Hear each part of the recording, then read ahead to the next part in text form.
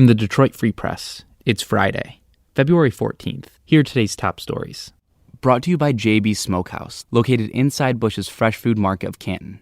JB's offers a range of authentic barbecue favorites, from beef brisket and mac and cheese to fried green tomatoes and pulled pork tacos.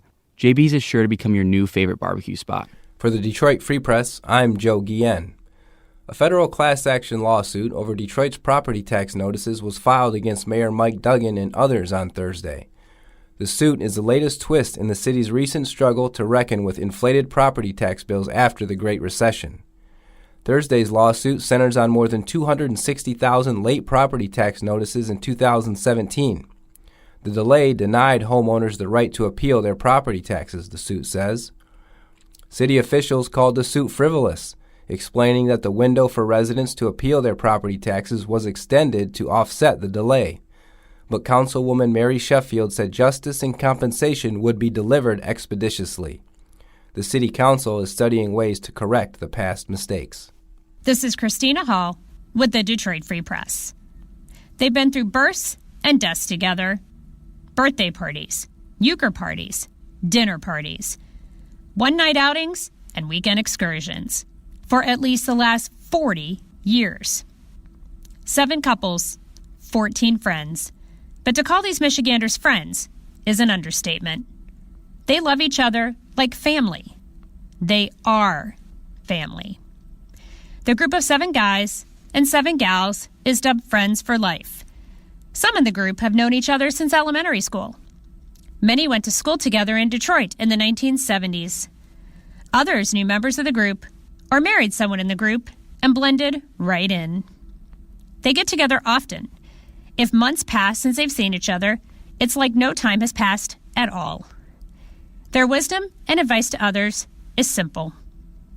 Keep in touch, be there in good times and bad. Plan a get-together, have fun, be honest, and make friendship a priority. For the Detroit Free Press, I'm restaurant critic Mark Kurlianchik. You can't hear it in my voice, and you wouldn't know it if we bumped into each other on the street. But I'm an immigrant. My family fled Soviet Lithuania in 1989, just before the collapse of the USSR. So I know firsthand just how important food is to other immigrants who hope to maintain a link to their past, to preserve their culture. It's either a coincidence or a testament to the power of immigrant food that this year's list of best new restaurants and our other annual dining awards are full of immigrants too. Whether it's first-generation immigrants like Algerian-born Chef of the Year Warda Bugataya, or children of immigrants like Jack Guerra and Marie Guerra Easterby of Restaurant of the Year classic Cloverleaf, who keep their family traditions alive, or folks even further along in their American stories. So many of us were immigrants at some point in our family histories, and that's what we owe our delicious cultural tapestry to. We're celebrating that right now at Freep.com as we count down to Restaurant of the Year today at noon. Join us. This is Julie Hines of the Detroit Free Press. Oscar-winning director Steven Soderbergh is set to begin filming his next movie in Detroit soon, and the project is looking for classic cars dating from 1955 or older. The movie, titled Kill Switch, is described as a crime drama set in the 1950s era of the Motor City. 3 stars from the Avengers franchise, Josh Brolin, Don Cheadle, and Sebastian Stan, have been in talks to take the lead roles. And now the project's transportation coordinator is reaching out to owners of classic cars in search of vehicles that can set the appropriate 1950s feeling. Shane Greedy, who's worked with Soderbergh on films like Magic Mike and Logan Lucky, says he's seeking vehicles to be used in several ways. Some cars will be parked on the street as a backdrop for scenes. Others might be driven on the street to simulate 1950s traffic.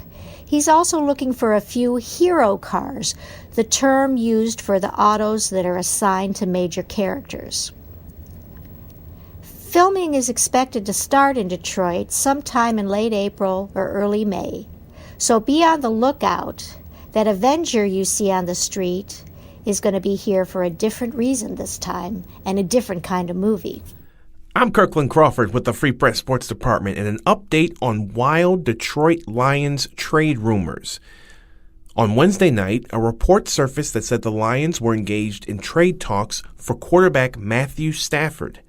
Early Thursday, our Dave Burkett reached out to Lions general manager Bob Quinn, who called the report 100% false. But let's take a quick look at the reasons why the Lions won't trade Stafford. First off, Quinn and head coach Matt Patricia are more or less under a win-or-else mandate, and because of that, they probably aren't looking to get rid of a quarterback they deem to have plenty left in the tank. Secondly, if the Lions trade Stafford, they would affect the team's salary cap to the tune of $32 million. It quite literally is cheaper to keep him.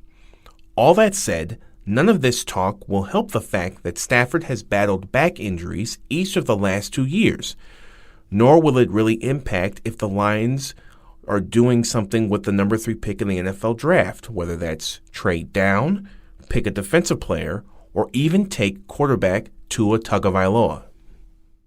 For more stories from the Detroit Free Press, be sure to check out freep.com.